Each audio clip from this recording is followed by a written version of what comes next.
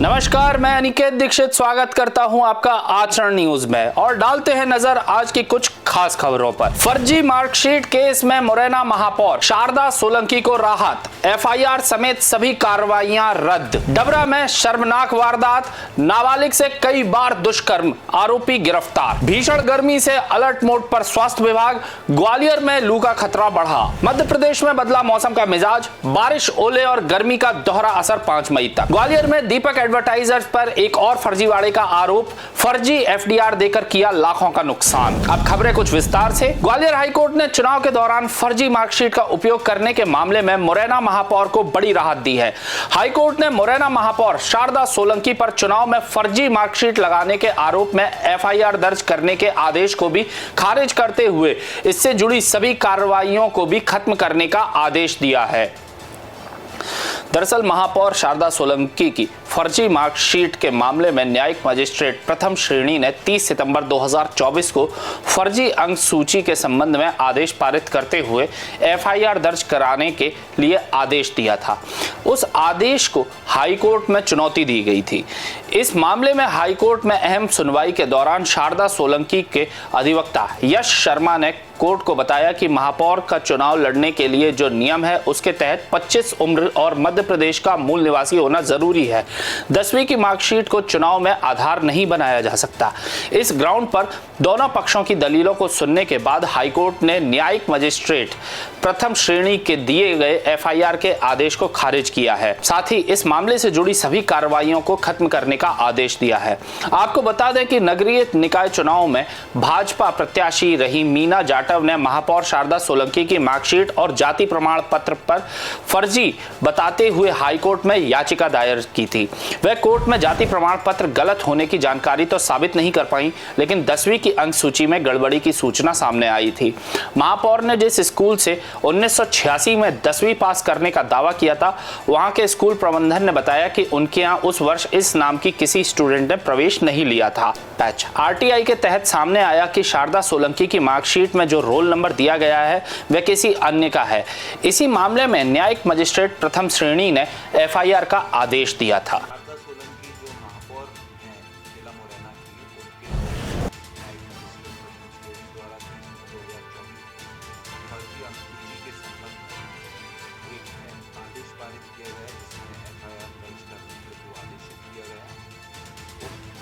आदेश को माननीय उच्च न्यायालय में ग्वालियर में चुनौती दी गई, जिसको माननीय उच्च न्यायालय ने सुनवाई के दौरान पहली सुनवाई पर स्थगन आदेश जारी किया था।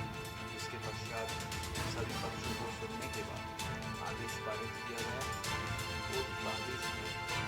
उस आदेश को 30 मई 2024 को और उससे उत्पन्न समस्त कार्रवाइयों को अपास्त करने को आदेशित किया गया है। इस प्रकार जो भी फर्जी सूची का मामला था और उस पर जो भी कार्रवाई होनी थी उस सबको समाप्त। डबरा देहात थाना क्षेत्र के सिरोही में एक नाबालिग युवती के साथ दुष्कर्म का मामला सामने आया है। पीड़िता ने बताया कि 2019 में इंग्लिश कोचिंग के दौरान आरोपी से उसकी मुलाकात हुई थी। दोनों में दोस्ती हुई और आरोपी ने शादी का वादा किया। एक दिन जब पीड़िता अकेली थी, आरोपी ने उसके घर आकर शादी का वादा करके उसके साथ शारीरिक संबंध बनाए। 15 फरवरी 2025 को आरोपी पीड़िता को टेकनपुर ले गया। वहां भी उसने पीड़िता का शोषण किया। इस तरह करीब 4-5 बार आरोपी ने पीड़िता के साथ दुष्कर्म किया। शादी के लिए कहने पर आरोपी ने जाति का हवाला देकर इनकार कर दिया। आरोपी ने जब शादी से इनकार कर दिया तो 21 अप्रैल 2025 को पीड़िता की सगाई दूसरे लड़के से हो गई। आरोपी ने पीड़िता की तस्वीरें सगाई वाले लड़के को भेज दी। इससे सगाई टूट गई। पीड़िता की शिकायत पर पुलिस ने आरोपी के खिलाफ पॉक्सो एक्ट के तहत और SC/ST एक्ट के तहत मामला दर्ज कर लिया है। थाना निरीक्षक सुधाकर सिंह तोमर के नेतृत्व में पुलिस ने आरोपी को उसके घर से पकड़ा। पूछताछ में आरोपी ने अपना जुर्म कबूल कर लिया। इस संबंध में देहात थाना प्रभारी सुधाकर तोमर का कहना है कि नाबालिग से दुष्कर्म के आरोपी को गांव में दबिश देकर गिरफ्तार किया है और उसके खिलाफ पॉक्सो एक्ट के तहत मामला भी दर्ज कर दिया गया है और उसे जेल भेजा जाएगा। युवक के साथ प्रेम संबंध लगभग 19 सालों से 2019 से चल रहा था। उनके बीच में आपस में शारीरिक संबंध भी बन गए थे। तो उसमें एक्चुअली वो दूसरे समाज की थी, अन्य समाज की थी। और लड़के ने अब उससे शादी करने से इनकार कर दिया था। फिर क्या युवती ने कुछ अपना ठीक अपने आप समझौता करके दूसरी जगह से शादी तय हो गई थी, लेकिन उस लड़के ने कुछ आपत्तिजनक फोटो होंगी क्या फ़ोन से जहाँ उसकी शादी हुई थी तो उनको बता दिया, इसलिए उसने वहाँ शादी तोड़ ली उसने लड़के ने। इसलिए युवती ने विक्षिप्त होकर आके थाने पर रिपोर्ट कराई है कि इसके साथ लगभग 1 साल से संबंध बनाए रखे थे और शादी से इनकार कर दिया। ग्वालियर में भीषण गर्मी ने दस्तक दे दी है और इसके साथ ही लू का खतरा भी बढ़ गया है। इसी को ध्यान में रखते हुए स्वास्थ्य विभाग पूरी तरह सतर्क हो गया है। जिले के मुख्य चिकित्सा एवं स्वास्थ्य अधिकारी डॉक्टर सचिन श्रीवास्तव ने सभी स्वास्थ्य संस्थाओं को लू वार्ड स्थापित करने के निर्देश दिए हैं। गर्मी के बढ़ते प्रकोप को देखते हुए ग्वालियर कलेक्टर श्रीमती रुचिका सिंह चौहान के निर्देशन में स्वास्थ्य विभाग ने एडवाइजरी जारी की है। CMHO डॉक्टर सचिन श्रीवास्तव ने कहा है कि अप्रैल से जून तक लू लगने की आशंका सबसे अधिक रहती है। तेज धूप और अधिक तापमान शरीर में पानी और नमक की कमी कर देता है, जिससे सिरदर्द, बुखार, चक्कर, उल्टी, कमजोरी और बेहोशी जैसे लक्षण सामने आ सकते हैं। इसमें हम आपको अब बताते हैं आप किस तरीके से अपने बचाव कर सकते हैं। सबसे पहले धूप में निकलने से पहले सिर, कान व चेहरे को ढकना पड़ेगा। अधिक से अधिक पानी, ORS और तरल पदार्थ का सेवन करना होगा। हल्के व सूती कपड़े पहनने होंगे। ज्यादा पसीना आने की स्थिति में सावधानी बरतना जरूरी है। लक्षण दिखाई देने पर तत्काल छायादार स्थान लें और जाकर वहां पर बैठ जाएं। प्राथमिक इलाज देना डॉक्टर श्रीवास्तव ने सभी अस्पताल प्रभारियों को निर्देशित किया है कि वे अपने संस्थान में लू वार्ड की स्थापना करें और लू से पीड़ित के इलाज के लिए आवश्यक इंतजाम सुनिश्चित करें। क्या बचाव कैसे करते हो? कछु नहीं बचाव करते और बैग ठंडे में बैठ जाता, फिर गाँव में ही चलना बच्चों। तो पानी वानी ज़्यादा पी रहे हैं? हाँ, पानी ज़्यादा पी रहे हैं। और बस इस बार कैसी पड़ रही है? बहुत ज़्यादा बढ़ रही थी और बढ़ेगी अब तो? अरे तो और बढ़ेगी, अरे तो शुरू हुई है, अरे बहुत ज़्यादा बढ़ेगी। मध्य प्रदेश में मौसम लगातार करवट बदल रहा है। एक और प्रदेश में कई जिलों में बारिश और ओले गिर रहे हैं, तो दूसरी तरफ कुछ क्षेत्रों में तेज गर्मी ने लोगों को बेहाल कर रखा है। मौसम विभाग के अनुसार राज्य में सक्रिय साइक्लोनिक सर्कुलेशन के चलते अगले 4 दिन तक ऐसा ही मौसम बना रहेगा। पिछले 6 दिनों से मध्य प्रदेश के डिंडोरी, अनूपपुर, उमरिया, कटनी, सिवनी, बालाघाट, मंडला, छिंदवाड़ा, पन्ना, शहडोल, सतना, रीवा, सीधी, सिंगरौली समेत कई 25 से ज्यादा जिलों में बहुत तेज बारिश देखी जा रही है। वहीं दूसरी तरफ शाजापुर, रतलाम, गुना, नरसिंहपुर जैसे जिलों में तापमान 43 डिग्री सेल्सियस के पार चला गया है। शाजापुर में सबसे गर्म रहा, तापमान 43.7 डिग्री सेल्सियस दर्ज किया गया।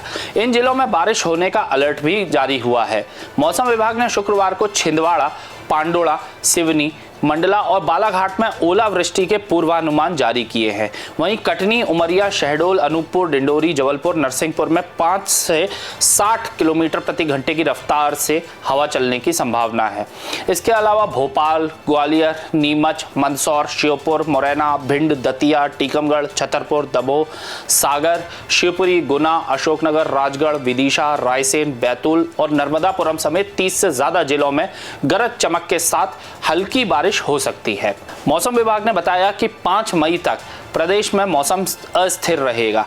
दिन में कुछ जिलों में गर्मी बनी रहेगी, लेकिन शाम के बाद मौसम बदलने की संभावना है। राज्य के नागरिकों को सलाह दी गई है कि वे मौसम पूर्वानुमान के अनुसार सतर्क रहें और जरूरत पड़ने पर ही घर से बाहर निकलें। पीना चाहिए, फिर सर्दियों में तो 3-4 लीटर पे काम चल जाता है, उसमें आप 7-8 लीटर पानी पी सकते हैं।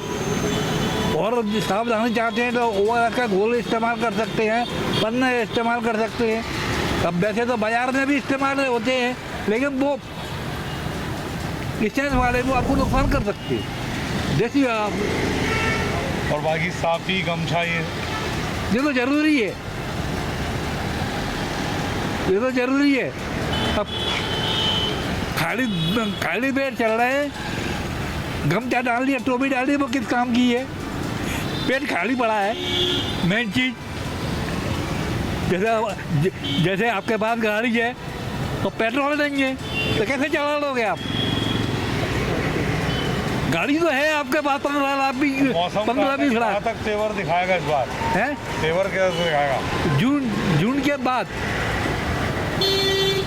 क्योंकि वो जो उमस होती है वो गर्मी से भी ज़्यादा खतरनाक होती है। वैसे जून में तो अब 20-22 तारीख तक, 25 तारीख तक मानसून आ जाता है, 20-25 तारीख तक मानसून आ जाता है, लेकिन उससे ग्वालियर नगर निगम के विज्ञापन विभाग में फर्जीवाड़े का सिलसिला थमने का नाम नहीं ले रहा है।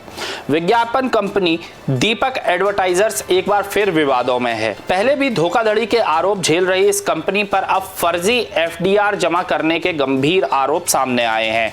इसके बावजूद अब तक कोई ठोस कार्रवाई नहीं हुई है। मामला वर्ष 2023 का है, जब दीपक एडवर्टाइजर्स कंपनी ने पॉल कियोस्क का टेंडर डाला था। इस प्रक्रिया में कंपनी को परफॉर्मेंस सिक्योरिटी के रूप में नगर निगम को 15 लाख रुपए की एफडीआर जमा करनी थी।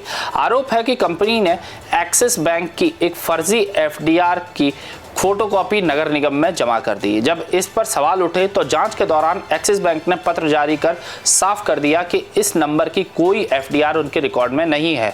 बैंक ने साफ कहा है, रिकॉर्ड इज नॉट अवेलेबल। यह पहला मामला नहीं है। इससे पहले भी कंपनी द्वारा 5 लाख रुपए की एक एफडीआई को लेकर धोखाधड़ी की जा चुकी है, जिसमें वह राशि खुद के खाते में कैश करा ली गई थी। उस वक्त नगर निगम के तत्कालीन आयुक्त हर्ष सिंह ने कंपनी पर एफआईआर कराने की बात की थी, लेकिन वह मामला भी आज तक ठंडे बस्ते में पड़ा हुआ है। अब एक बार फिर बड़ा फर्जीवाड़ा सामने आया है, जिससे यह सवाल खड़ा हो रहा है कि क्या दीपक एडवर्टाइजर्स को निगम के भीतर बैठे कुछ अधिकारियों का संरक्षण प्राप्त है, और आखिर कब इस कंपनी पर ठोस कार्रवाई होगी। खबर के माध्यम से ये संज्ञान में आया था। मेरे द्वारा पिछले सप्ताह मीटिंग भी ली गई थी, तो उसकी फाइल बुलाई जाकर उसका मेरे द्वारा परीक्षण किया जा रहा है और आगे नियम अनुसार उसमें कार्रवाई की जाएगी। 5 लाख रुपए की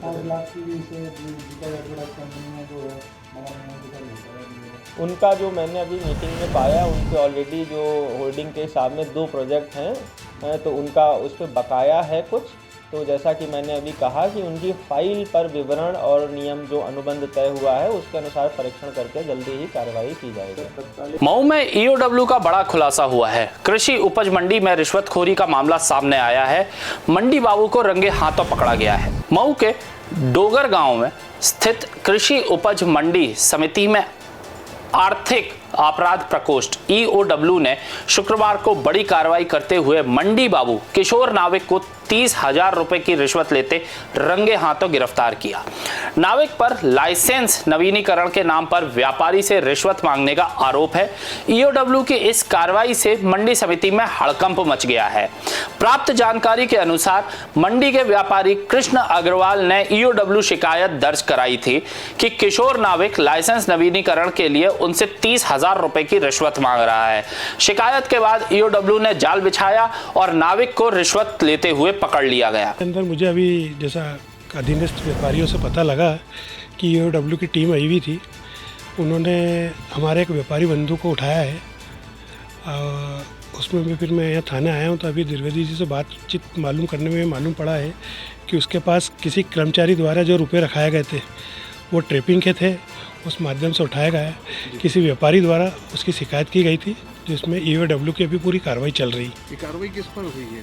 कोई किशोर नाविक नाम के एक लिपिक है, उन पर कार्रवाई हुई है। कोई लाइसेंस बनाने का मैटर था, उसमें कोई 30,000 रुपये उन्होंने उसके पास भिजवाए थे, वो व्यापारी के पास जब्त हुए हैं ट्रेपिंग के। तो यह थी आज की कुछ खास खबरें। मैं जल्दी मिलूंगा आपसे, तब तक जुड़े रहे आचरण न्यूज के साथ। नमस्कार। देश दुनिया की सभी खबरें देखने के लिए जुड़े रहिए आचरण न्यूज से। आचरण न्यूज, हर कदम आपके साथ।